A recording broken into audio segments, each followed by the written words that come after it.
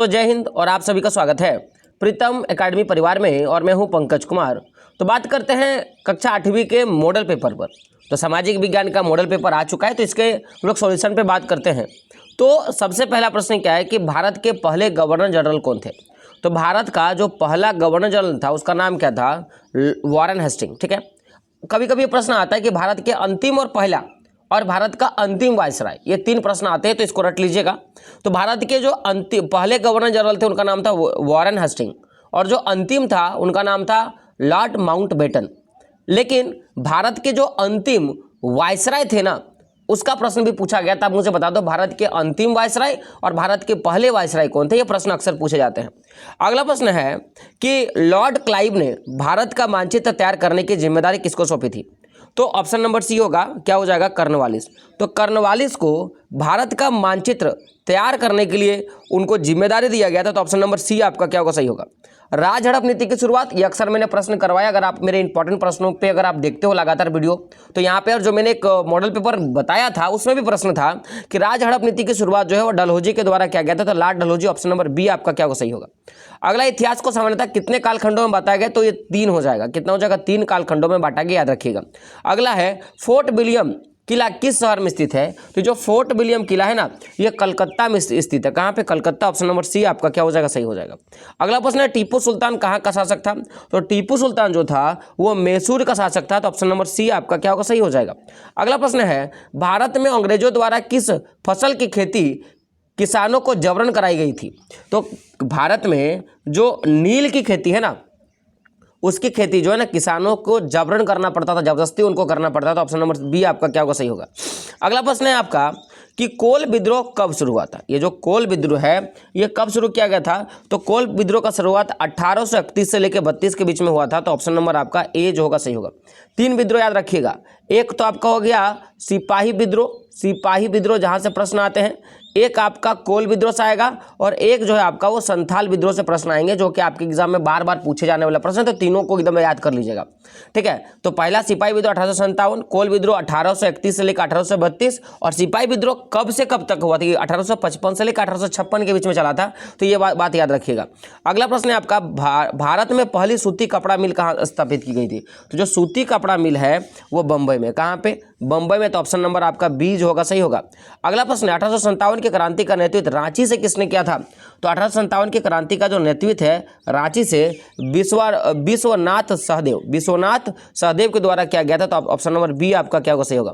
संथाल, मुंडा और उराव किस राज्य की प्रमुख जनजाति है। तो ये झारखंड की प्रमुख जनजाति। ऑप्शन नंबर आपका डी जो होगा, सही होगा। अगला 1857 के विद्रोह का तत्कालीन कारण क्या था। कई सारे कारण हम लोगों ने देखा था, जिसमें से एक था आपका तत्कालीन कारण। तो तत्कालीन कारण में ऐसा माना गया कि उनको जो है ना, उनको क्या किया था कि चर्बी वाले कारतूस का जो अफवाह फैला था, जो एक हवा बना था, उसी के कारण जो है आपका 1857 का क्रांति हुआ था। तो ऑप्शन नंबर डी क्या होगा, आपका सही होगा। अगला प्रश्न है किस दस्तावेज को भारतीय शिक्षा का मैग्ना कार्टा कहा गया है। और मैंने यह प्रश्न कई बार करवाया है। तो भारतीय शिक्षा का जो मैग्ना कार्टा है, ऐसे वुड डिस्पैच इंपॉर्टेंट, अगर मान लो कि केवल ऐसा रहेगा कि 1835 का शिक्षा अधिनियम, वुड डिस्पैच और एक कोई होता है, ए और बी नहीं होता, तो केवल आप वुड डिस्पैच मार के आते हैं। लेकिन अगर इनमें से दोनों ऑप्शन है तो आपको दोनों मार के आना है। आपको क्या करना है, क्या है आपका, किस दस्तावेज को भारतीय शिक्षा का मैग्ना कार्टा कहा गया है। तो मेरा मेन सेंस है कि आप जो सी नंबर मार दोगे नहीं, भारतीय शिक्षा का मैग्ना कार्टा केवल और केवल वुड डिस्पैच को कहा जाता है। तो ऑप्शन नंबर बी आपका क्या होगा, सही होगा। आप ये नहीं मारना, ए और बी नहीं मारना, ये बात याद रख लेना। क्या मारना है आपको, वुड डिस्पैच आपको मारना है। क्योंकि यहाँ पे अक्सर ये बोर्ड एग्जाम में मैंने देखा है प्रश्न कि 1835 का शिक्षा अधिनियम भी होता है और वुड डिस्पैच भी होता है और ए और बी दोनों होता है। तो उस समय बच्चे ए और बी दोनों मारते नहीं। जो शिक्षा का मैग्ना कार्टा है ना, वो किसको कहा गया, वुड डिस्पैच को ही कहा गया है। अगला क्या, सती प्रथा को दूर करने का श्रेय किसे है। सती प्रथा को दूर करने का जो श्रेय है उसे किसको दिया गया। तो लॉर्ड विलियम बेटिंग को दिया गया। किसको दिया गया, लॉर्ड विलियम बेटिंग को दिया गया। ऑप्शन नंबर आपका जो है डी जो होगा, सही होगा। अगला प्रश्न है, इनमें से कौन स्त्री पुरुष तुलना पुस्तक के प्रकाशन से संबंधित है? और मैंने कई बार ये प्रश्न करवाया है कि ये जो स्त्री पुरुष तुलनात्मक पुस्तक का जो प्रकाशन है वो किसने किया था? ताराबाई शिंदे के द्वारा किया गया। तो ऑप्शन नंबर 15 का क्या हो जाएगा? ए आपका क्या होगा? सही होगा। अगला प्रश्न है, हिंदू विधवा पुनर्विवाह अधिनियम कब पारित किया गया था? तो हिंदू विधवा विवाह पुनर्विवाह जो अधिनियम ये 1856 को लागू हुआ था। तो सी क्या होगा? सही हो जाएगा। अगला है, आर्य समाज की स्थापना किसने किया था? तो आर्य समाज जो है इसका स्थापना किया था दयानंद सरस्वती के द्वारा। किसके द्वारा? दयानंद सरस्वती के द्वारा। ऑप्शन नंबर सी आपका क्या होगा? सही होगा। बंगाल विभाजन का समय भारत का गवर्नर जनरल कौन था? और ये प्रश्न मैंने भी पिछले बार करवाया था, तो उस समय कर्जन था। कौन था? कर्जन था। तो ऑप्शन नंबर ए आपका क्या होगा? ऑप्शन नंबर आपका ए जो होगा सही हो जाएगा, लॉर्ड कर्जन। अगला, निम्न में से किसे अगस्त क्रांति के नाम से भी जाना जाता है? और प्रश्न मैंने करवाया है, तो अगस्त क्रांति के नाम से भारत छोड़ो आंदोलन। ऑप्शन नंबर सी आपका क्या होगा? सही हो जाएगा, क्योंकि अगस्त 1942 को ये आंदोलन शुरू हुआ था। ठीक है। अगला प्रश्न है आपका कि झारखंड के कौन से हॉकी खिलाड़ी ने भारत को ओलंपिक, विश्व कप एवं एशियाई खेल तीनों में पदक दिलाने वाली टीम के सदस्य? बताओ, मैंने करवाया है कि नहीं करवाया? आप सही बताओ। मैंने करवाया है, तो ऑप्शन नंबर बी क्या होगा? सही हो जाएगा। क्या होगा? माइकल किंडो। अगर आपने मेरे पिछले वीडियो अगर आपने देखे ना, तो सारे के सारे आपको प्रश्न दिखेंगे कि अभी तक जो 20 प्रश्न लिए ना उसमें से 18 प्रश्न मैंने करवाए हैं आपके। अगला प्रश्न है आपको कि चंद्रमा के दक्षिण ध्रुव पर पहुंचने वाला पहला देश कौन था? चंद्रमा का जो दक्षिण ध्रुव है वहां पे पहुंचने वाला जो पहला देश था वो क्या था? भारत। और क्या? चंद्रयान 2, याद रख लीजिएगा। अगला प्रश्न है, पवन चक्की किस प्रकार के संसाधन का उदाहरण है? तो पवन चक्की जो है ना वो आपके नवीकरण ऊर्जा स्रोत संसाधन के अंतर्गत आता है। तो ऑप्शन नंबर आपका क्या हो जाएगा? ऑप्शन नंबर बी वाला सही हो जाएगा आपका, रिन्यूएबल रिसोर्सेस। अगला है, कोयला किस प्रकार का संसाधन है?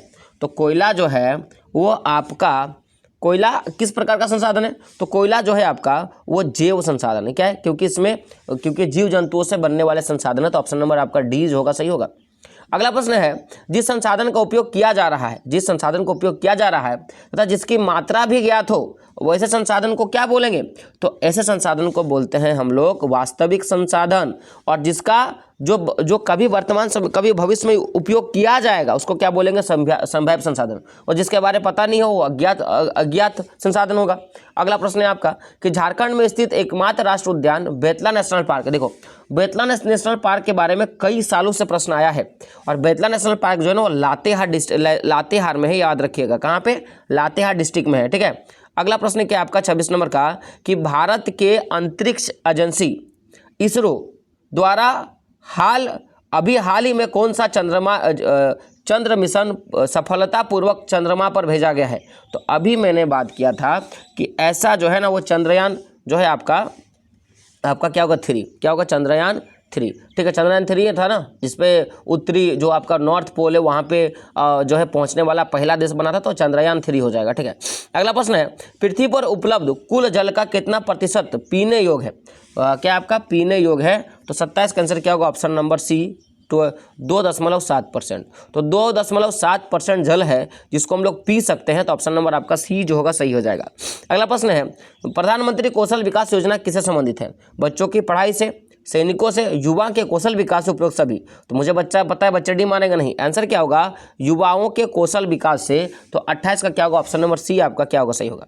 अगला प्रश्न, इनमें से कौन सी फसल को सफेद सोना कहा गया है? अब देखो यहाँ से 3 तरह के प्रश्न बनते हैं, मैं आपको बता रहा हूँ। एक तो पहले आपका काला सोना।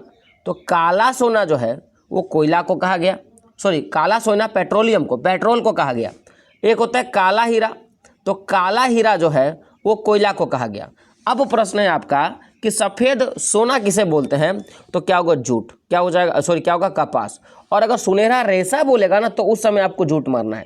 तो सुनहरा रेशा जूट, सफ़ेद सोना कपास, काला सोना पेट्रोलियम और काला हीरा क्या हो गया? कोयला। ये बात याद रखिएगा। अगला प्रश्न है आपका, प्रश्न पे जाते हैं। देखोगे प्रश्न क्या है आपका कि एपीकल्चर किस चीज़ से संबंधित है? तो एपीकल्चर जो है ना वो आपके मधुमक्खी पालन से संबंधित है। तो ऑप्शन नंबर आपका क्या होगा? सी जो होगा सही हो जाएगा। ठीक है। अगला प्रश्न क्या आपका, इनमें से जनसंख्या परिवर्तन के कारण है तो क्या जो है कारण है? तो देखिए, एक क्षेत्र से अगर जनसंख्या बढ़ रही है या घट रही है तो उसमें जन्म दर, अगर मान लो किसी क्षेत्र में ज़्यादा मात्रा में अगर बच्चे जन्म ले तो एक तो कारण होगा। अगर ज़्यादा मात्रा में बच्चे मर रहे हैं तो भी कारण है, और एक स्थान से दूसरे स्थान में बच्चे लोग छोड़ के जा रहे हैं दूसरे जगह रहने के लिए, तो यह भी जनसंख्या परिवर्तन का कारण हो सकता है। तो ऑप्शन नंबर आपका डी जो होगा सही हो जाएगा, उपरोक्त सभी क्या होगा, सही होगा। अगला प्रश्न है, आणविक ऊर्जा के उत्पादन के लिए निम्न में से कौन सा उपयोग किया जाता है? तो आणविक ऊर्जा के लिए हम लोग क्या करते हैं, यूरेनियम को उपयोग करते हैं। ऑप्शन नंबर ए क्या होगा आपका, सही हो जाएगा। चलिए आगे बढ़ते हैं। अगला प्रश्न है, उत्तरी पूर्वी भारत में हस्तांतरित कृषि को किस नाम से जानते हैं? और ये झूम खेती से कई प्रश्न पूछते हैं, तो झूम खेती का जो टॉपिक इसको आप अच्छे से याद कर लीजिएगा। तो उत्तरी पूर्वी जो आपका जगह है, यहाँ पे हस्तांतरित कृषि को जो है ना आपको क्या बोलेंगे, मिल्पा। क्या बोलेंगे, मिल्पा। ऑप्शन नंबर बी आपका क्या होगा, सही होगा। अगला 2011 की जनगणना के अनुसार भारत का जनसंख्या घनत्व कितना था? तो 34 का आंसर क्या होगा, ऑप्शन नंबर बी। कितना होगा, 382। यानी कि अगर आप 1 किलोमीटर जा रहे हो, प्रत्येक 1 किलोमीटर में आपको 382 लोग देखने के लिए मिलेंगे। तो ऑप्शन नंबर बी आपका क्या होगा, सही होगा। और ये साक्षरता दर से भी प्रश्न आता है, तो याद रखिएगा 74.89% समथिंग में जो है आपका साक्षरता दर था, ये बात याद रख लीजिएगा। अगर उद्योग किस प्रकार की आर्थिक क्रिया है? तो उद्योग जो है ना वो आपके किस प्रकार की आर्थिक क्रिया है? तो ये द्वितीय क्रिया के अंतर्गत आता है। ऑप्शन नंबर बी क्या होगा, सही होगा, क्योंकि यहाँ पे वस्तुओं का विनिर्माण होता है। अगला है, भारत एक संप्रभु राष्ट्र कब बना? कई बार प्रश्न आता है, कई बार प्रश्नों को याद करवाएं। देखिए, अगर संप्रभु राष्ट्र का बात है, यानी कि बात किया जा रहा है कि इसका अपना कानून कब लागू हुआ, तो अपना कानून जो है वो आपका 26 जनवरी 1950 को हुआ। संविधान कब बना? तो याद रखिएगा, बनने का बात कर रहा है, तो आपका क्या होगा, 26 नवंबर 1949। पूछेगा भारत स्वतंत्र कब हुआ, तो क्या बोलिएगा आपका 15 अगस्त 1947। और भारत गणराज्य कब बना, फिर भी बोलिएगा 26 जनवरी 1950। कई बार मैंने प्रश्न करवाए हैं, तो इसको याद रख लीजिएगा। अगला प्रश्न है, संविधान द्वारा प्रदत्त मौलिक अधिकारों की संख्या कितनी? और कई बार मैंने बोला कि जो हमें फंडामेंटल राइट्स है ना, हमें जो फंडामेंटल राइट्स है उनकी संख्या 6। टोटल पहले 7 था, उसमें से एक को क्या, संपत्ति का अधिकार को फंडामेंटल राइट से हटाकर उसको किसमें डाल दिया गया, तो कानूनी अधिकार में डाल दिया गया। याद रख लीजिएगा। अभी वर्तमान में कितने, 6 हैं। अगला है, आज़ादी के बाद भारत ने किस तरह की शासन पद्धति को अपनाया है? सबको पता है कि हम लोगों ने यहाँ पे जो हमारी शासन पद्धति है वो क्या, संसदीय शासन प्रणाली है हम लोग के पास। तो ऑप्शन नंबर बी आपका क्या होगा, सही हो जाएगा। अगला वह है, भारतीय संविधान धर्म को लेकर कैसा है? हम धर्म को क्या करते हैं, क्या हम लोग एक धर्म को मानते हैं? क्या नहीं, हम लोग कई सारे धर्मों को मानते हैं। तो हम यहाँ पे क्या, धर्मनिरपेक्ष, यानी कि हम किसी भी एक धर्म को नहीं मानते हैं। तो 39 का क्या होगा, ऑप्शन नंबर ए आपका क्या होगा, सही होगा। भारत की प्रथम महिला प्रधानमंत्री कौन है? मैंने कई बार प्रश्नों पर आपको प्रश्न चिन्ह इंगित करते हुए कहा है कि यहाँ पे प्रश्न आते हैं। और भारत की पहली महिला प्रधानमंत्री कौन है? आपका इंदिरा गांधी। कौन है आपका, इंदिरा गांधी। कौन है आपकी, इंदिरा गांधी। ठीक है, चलिए आगे बढ़ते हैं। आप बता तो प्रतिभा देवी सिंह पाटिल कौन थी? प्रश्न पूछा जाता है ना, प्रतिभा देवी सिंह पाटिल कौन थी? सरोजिनी नायडू कौन थी? यह भी प्रश्न पूछा गया है, तो आप मुझे बताओ। अगला है, सरकार को जन सुविधाओं के लिए पैसा कहाँ से आता है? सरकार के पास जो भी पैसे आते हैं वो कहाँ से आते हैं? तो ये सारे के सारे क्या आते हैं, टैक्सेस से लिए जाते हैं, यानी कि कर से। किससे, कर से। ऑप्शन नंबर ए आपका क्या होगा, सही होगा। इनमें से कौन भारतीय सदन तीनों अंगों से संबंधित? भारतीय संसद का 3 अंग कौन कौन होते हैं? तो देखिएगा, लोकसभा, राज्यसभा और राष्ट्रपति क्या होगा, ये 3 अंग है। और ये कई बार प्रश्न पूछे गए हैं कि जो आपकी जो भारतीय सदन है, संसद है, इसके 3 अंग क्या क्या है?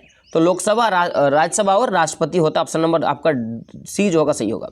लोकसभा के सदस्यों की अधिकतम संख्या कितनी है? यहाँ पे कितने लोग जो हैं वो चयनित होकर आते हैं, ये आपका प्रश्न है। तो याद रखिएगा, लोकसभा की अगर अधिकतम सीटों की संख्या बात किया जाए तो कितना होगा, 552। ऑप्शन नंबर सी आपका क्या होगा, सही होगा। भारतीय संविधान के किस अनुच्छेद के द्वारा अस्पृश्यता को हटा दिया गया? अस्पृश्यता को हटाया गया। तो मैंने क्या बोला कि जब लोग 17 साल के होते हैं ना, तभी तक उनको याद होता है कि छुआछूत का है। 18 साल के बाद सब चेंज, तो 17 होगा, अनुच्छेद 17 हो जाएगा आपका। अगला प्रश्न है कि कौन सी योजना गरीब महिलाओं को निःशुल्क LPG गैस कनेक्शन उपलब्ध कराने से संबंधित है? तो ये जो योजना था वो प्रधानमंत्री के द्वारा चलाया गया, जिसको बोलते हैं प्रधानमंत्री उज्ज्वला योजना। ऑप्शन नंबर क्या होगा आपका, डी जो होगा, सही होगा। देश में उच्च न्यायालयों की संख्या कितनी है? तो देश में अगर उच्च न्यायालय, क्या बात है, उच्च न्यायालय का, तो देखो टोटल अभी वर्तमान में 25 है। कितना है, 25। ठीक है, कितने, 25। और अगर आपको 24 ऑप्शन दिखेगा मार देना, क्योंकि आपका जो पिछला बुक है उसमें 24 बुक जो है ना उसमें 24 समथिंग में दिया था, क्योंकि अभी वर्तमान में अगर आपका बुक चेंज है, अगर मान लो कि नए पब्लिकेशन का बुक आया है तो 25 दिखेगा, और अगर नए पब्लिकेशन का बुक नहीं है तो उसमें 24 दिखेगा। लेकिन वर्तमान में जो उच्च न्यायालय की संख्या वो कितनी आपकी 25 है, कितने 25 अभी हमारे पास क्या है उच्च न्यायालय है, ये बात याद रखिएगा। तो अगर ऑप्शन वाइज देखा जाए तो एक भी आपका ऑप्शन सही नहीं होगा। आगे बात करते हैं, एफआईआर का फुल फॉर्म क्या होता है। एफआईआर का फुल फॉर्म होता है फर्स्ट इन्फॉर्मेशन रिपोर्ट। क्या होता है? First information report. तो 47 का आंसर क्या होगा? ऑप्शन नंबर ए, क्या होगा? एफआईआर। एक होता है पीआईएल, ठीक है ना, पब्लिक लिटिगेशन कुछ ऐसा करके होता है, तो वो भी याद रखिएगा। पीआईएल से भी प्रश्न कई बार पूछा गया है कि पीआईएल से क्या संबंधित है। अगला है कि वैसे समुदाय जो गरीबी अशिक्षा के कारण विकास में पीछे छूट जाते हैं, ऐसे समुदाय के लोगों के लिए क्या हम लोग प्रयोग करते हैं? ऐसे लोग जो क्या करते हैं, जो गरीब हैं, जिनके पास शिक्षा नहीं है और इसके कारण क्या हो रहा है, विकास में वो पीछे हो गए हैं, तो ऐसे को हम लोग क्या बोलते हैं? तो इसको बोलते हैं हाशियाकरण। जो धीरे धीरे क्या हो रहा है, कमजोर होता जा रहा है, इसको क्या बोलेंगे? हाशियाकरण। ऑप्शन नंबर बी आपका क्या होगा? सही होगा। 49 नंबर का प्रश्न है कि सरकार ने बच्चों से संबंधित समस्याओं की शिकायत के लिए एक हेल्पलाइन नंबर जारी किया है। उस चाइल्ड हेल्पलाइन नंबर कितना है? ये आपका प्रश्न कई बार पूछा गया है। तो जो चाइल्ड हेल्पलाइन नंबर है ना, वो आपका कितना है? 1098 माने 1098 जो है आपका, वो आपका नंबर है। अगला और अंतिम प्रश्न है कि विश्व तंबाकू निषेध दिवस किस तिथि को मनाया जाता है? तो याद रखिएगा ऑप्शन नंबर आपका क्या होगा? बी। क्या हो जाएगा? बी, 31 मई। तो 31 मई को विश्व तंबाकू निषेध दिवस मनाया गया। तो ये आपका सोशल साइंस का जो मॉडल पेपर उसका हम लोग ने सॉल्यूशन करवा दिया। आगे जो है ना हम लोग आपके बाकी सारे मॉडल पेपर का सॉल्यूशन करवाएंगे और आपके बोर्ड एग्जाम का बेहतर तैयारी यहाँ से करवा कर देंगे। तो उम्मीद है कि वीडियो आपको पसंद आया होगा। चैनल को सब्सक्राइब कर लीजिएगा और बेल के आइकन प्रेस कर लीजिएगा। मिलते हैं दोस्तों अगले वीडियो में, तब तक के लिए जय हिंद, जय भारत और आपका दिन शुभ हो।